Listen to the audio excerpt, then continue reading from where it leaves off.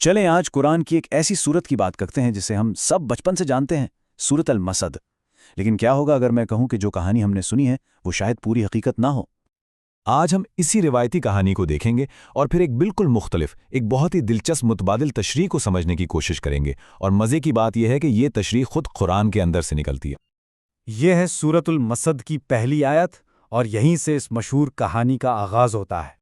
ہمیں یہی بتایا گیا ہے نا کہ ابو لہب نبی صلی اللہ علیہ وسلم کے چچا تھے، شولے کباب ان کا لقب تھا، اور اس وحی کے نازل ہونے کے بعد وہ برباد ہو گئے اور پھر 10 سال بعد بھی ایمان لائے بغیر ہی مر گئے۔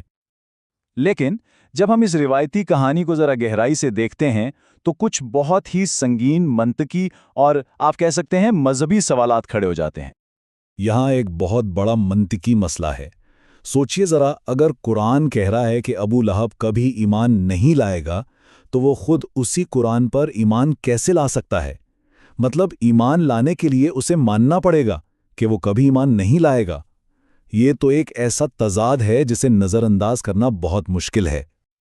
اور پھر بات آتی ہے آزاد مرضی کی۔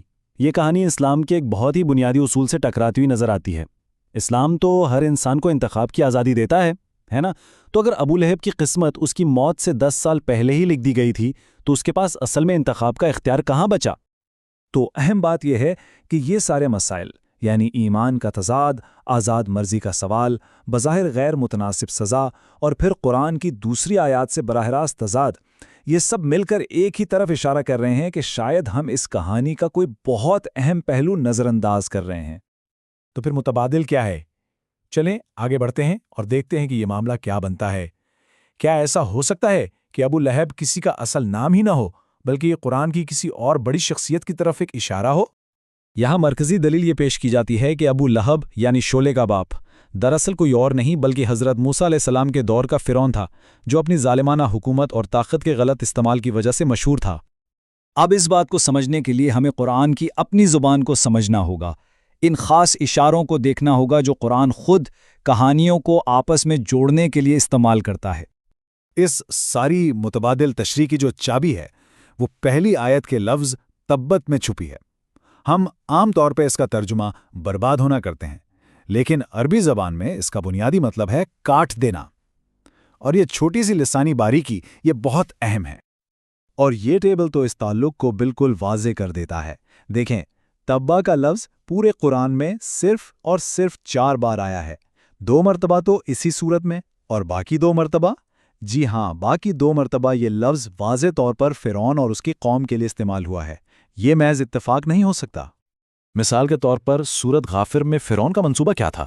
اس نے حامان کو حکم دیا کہ ایک مینار بنائے، اور اس کا مقصد کاٹنا تھا۔ وہ مومنوں کے ہاتھ کاٹ کر ایک یادگار بنانا چاہتا تھا تاکہ وہ اللہ کو چیلنج کر سکے۔ صرف یہی نہیں، گرامر بھی ایک بہت بڑا اشارہ دیتی ہے۔ اس سلائیڈ پر دیکھیں، روایتی کہانی ہمیں بتاتی ہے کہ یہ مستقبل کی پیشین گوئی ہے، لیکن قرآن کا متن کیا کہتا ہے؟ وہ ماضی کا صیغہ استعمال کرتا ہے۔ الفاظ جیسے ما اغنا اور ما کسبا کا مطلب ہے اسے فائدہ نہیں دے سکا، اور جو اس نے کمایا۔ یہ صاف صاف کسی ایسے شخص کی بات ہو رہی ہے جس کی زندگی اور اعمال ختم ہو چکے ہیں، جو فرعون پر تو بالکل ٹھیک بیٹھتا ہے، لیکن نبی صلی اللہ علیہ وسلم کے چچا پر نہیں، کیونکہ وہ تو اس وقت زندہ تھے۔ اور آگے چلیں تو یہ بار چارٹ ایک بہت ہی صاف تصویر دکھاتا ہے۔ اگر ہم پورے قرآن میں تلاش کریں کہ کسی خاص شخص کا نام لے کر اسے نار یعنی آگ کی سزا کا وعدہ کیا گیا ہو تو صرف ایک ہی نام بار بار اور واضح طور پر سامنے آتا ہے: فرعون۔ تو سوال یہ ہے کہ آخر فرعون اس سزا کا مستحق کیوں ٹھہرا؟ قرآن خود اس کا جواب دیتا ہے۔ فرعون لوگوں کو آگ سے اذیت دیتا تھا، لہٰذا انصاف کا تقاضا یہی تھا کہ آخرت میں اس کی سزا بھی اسی قسم کی ہو جیسا اس کا جرم تھا۔ جیسی کرنی ویسی بھرنی والی بات ہے۔ اچھا، یہ نئی تشریح صرف ابو لہب تک محدود نہیں ہے۔ یہ سورت میں جس عورت کا ذکر ہے اس کے بارے میں بھی ہماری سمجھ کو بالکل بدل دیتی ہے۔